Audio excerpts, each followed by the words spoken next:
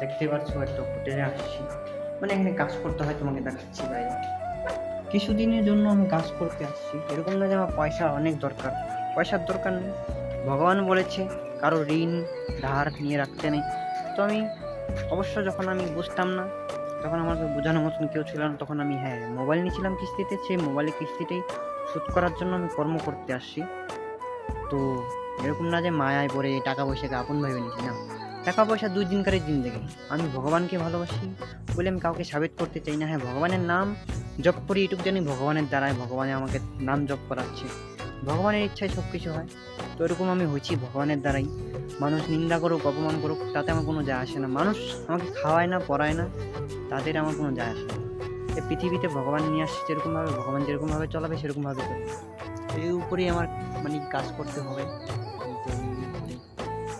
তো এটাই বলার ছিল, জীবনে রাধারানী ছাড়া কেউ নাই এই পৃথিবীতে। ভগবান না টাকা পয়সা চায়, না কিছু চায়। ভগবান বলে নাই যে আমাকে ভোগ লাগাও, বড় বড় চড়াবা দাও।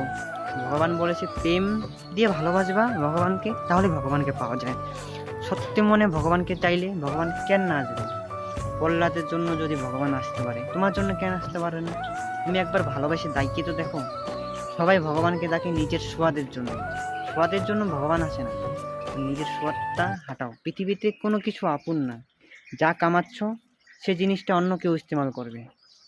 তো যতটুক তোমার দরকার সেটুকুই কামাও, সেটুক নিয়ে খুশি থাকা শিখো।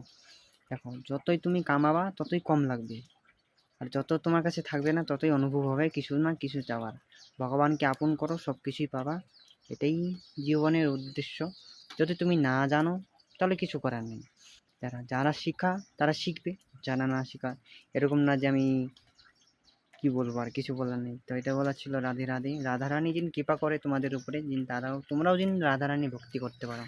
তো রাধে রাধে।